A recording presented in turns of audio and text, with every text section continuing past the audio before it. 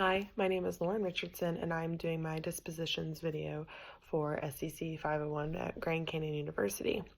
So out of the 10 dispositions that are in the survey, I believe and feel that I possess all of them. However, it's just the extent to which I implement them currently in my classroom that I feel that I'm struggling with. However, I know that I agree with all the dispositions that a teacher should embody, and on my survey, I either agreed or strongly agree with them. However, as I said, it's just the extent to which I'm implementing them right now that I think I need to be working on. So currently, I know that I possess modeling integrity, ethical decision making, and choices and actions in my classroom, because I never lie to my students. I never stretch the truth. I am ethical in how I handle them as far as my actions and their actions. I don't allow one kid to drink water in the class versus another. It's either a rule or it's not a rule. So I don't make exceptions for students, of course, unless they have IEPs or 504s, but that's a whole different story. As far as just general rules, procedures, every student's held to the same standard, and I hold myself to those standards as well. Currently, some things that I need to be working on in my classroom are the setting and implementing realistic expectations for every student's success.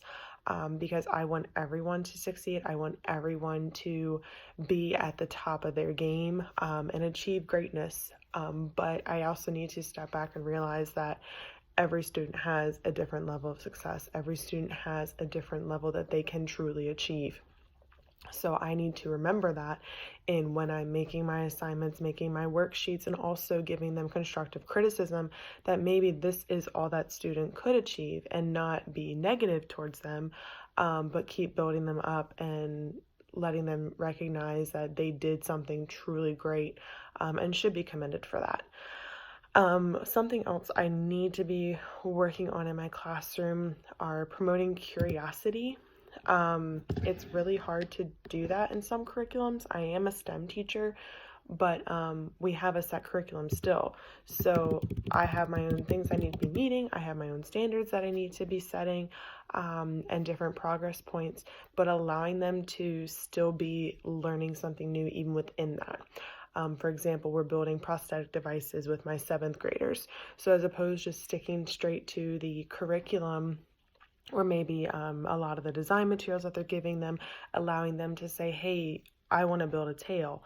So what materials would I personally want to use? And then me as the teacher, I need to bring them for them and allow them to explore creating a tail with the materials that they're choosing to bring, not just the ones that came in the kit for them to be using.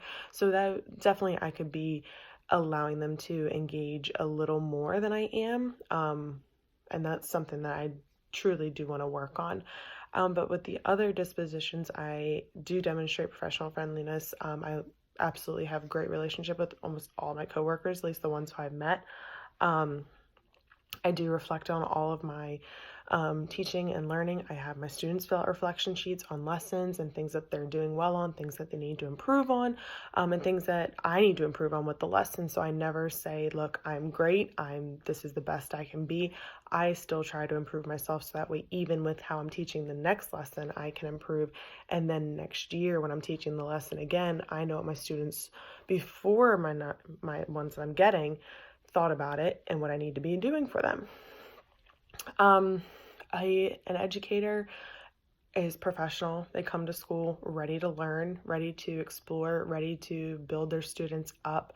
They're not scrambling around. They're prepared, they're organized, and they behave how they would want their students to behave. So if I want respect, I need to treat my students with respect. If I want them to follow the rules, I need to follow the rules that are set for me. And if I want them to be prepared, I need to be prepared for them. So I don't need to be scrambling in front of them, trying to find the materials, trying to find the lesson. Everything should be prepped out for them and ready to go. So that way, when they walk in that door, they know all 40 minutes are for them. The standards that guide their thinking are knowing that every student is capable of achieving. You need to engage them and show that they can actively learn, can participate, they can be curious, they can be fun, they can have fun. So they just need to recognize that every student is capable of greatness, and that they are there to be a tool and a facilitator to let them get to that greatness, to let them achieve their fullest potential. And they need to know that every student has a different level of potential. And you cannot compare student A to student B, because they could not even be on the same playing field, but they are able to get to their fullest potential.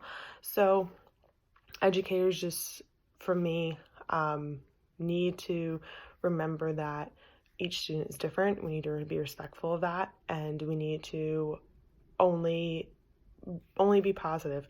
I know I'm truly struggle with not bringing so much negative into my classroom because of, past behavior issues, or just students who maybe have upset me because they didn't do their best.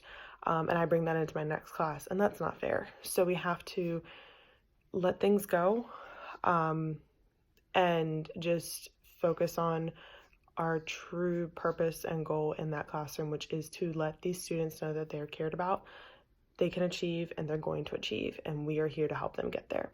So, hope you enjoyed. Thanks.